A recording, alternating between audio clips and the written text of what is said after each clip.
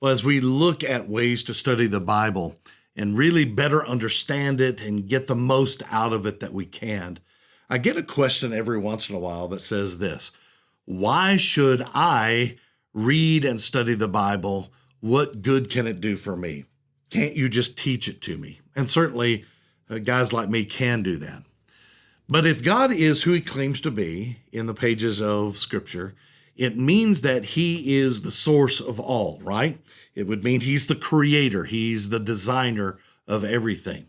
If that's the case, and that's what the Bible claims, that would mean that the Bible itself would be an authority to base our lives on, like the really only true authority. That means our purpose, the meaning of our lives, all of it can be found by discovering who God is in the pages of the Bible. Well, we're going to think about that today on Consider This.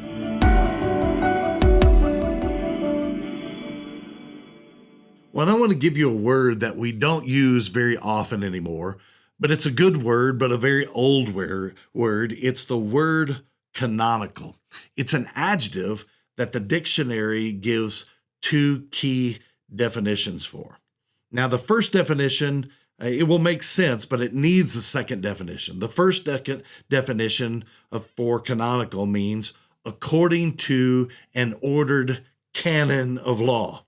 Now, when it talks about a cannon, it's not talking about a cannon that shoots cannonballs in battle. I love the old cannons like that. It's not talking about that. It's the second definition that will illuminate the first definition, and both of them will speak to this. So the second definition of canonical means included in the list of sacred books officially accepted by everyone as genuine. The Bible, both Old and New Testament, are these collection of books that over centuries form this officially accepted authority.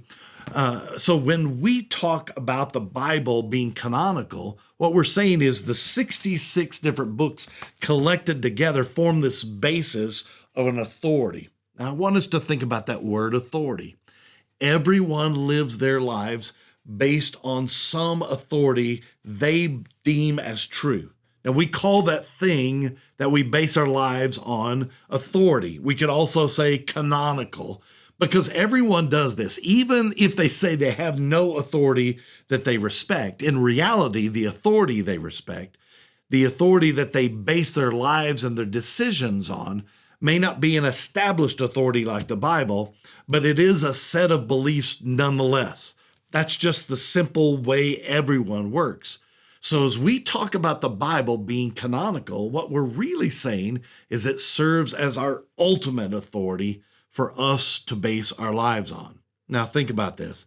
God has given the Bible so that we might understand how to actually live life based on the way he designed life to operate, the human life.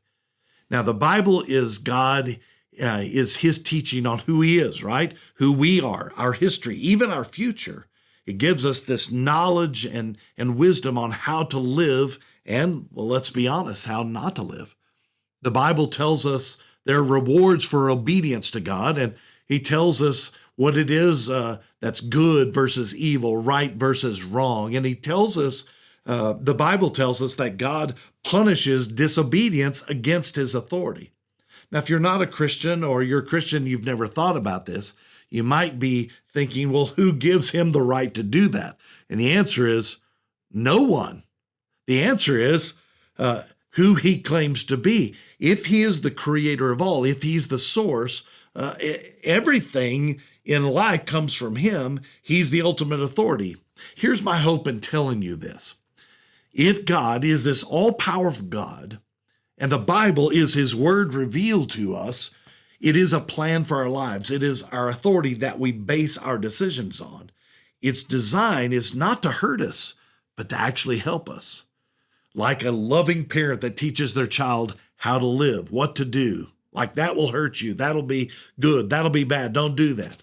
Through the Bible, God teaches people how we should learn, how we should love each other, how we love him, how we are to worship him, how we're not to worship him, how we serve him, what it means to serve him and other people. Now, all those things add up really to one thing, or it points to one thing, and that's how to have a right relationship with this God.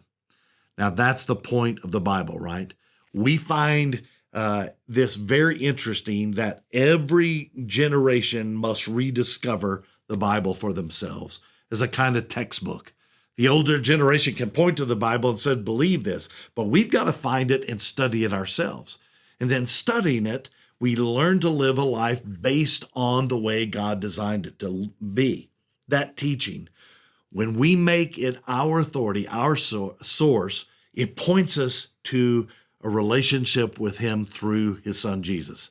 So when we talk about the Bible being canonical, we say that it's because the rule for life, a standard, if we follow it, will lead to that relationship with God through his son, Jesus Christ, God the Son. Well, thanks for joining me. If you like what I'm doing here, subscribe and like this podcast. Share it with friends and family. That will help me. And if you like what I'm doing here and you want to know more, ask questions. Send those things in to me at my email, pastorpaultrimble@gmail.com.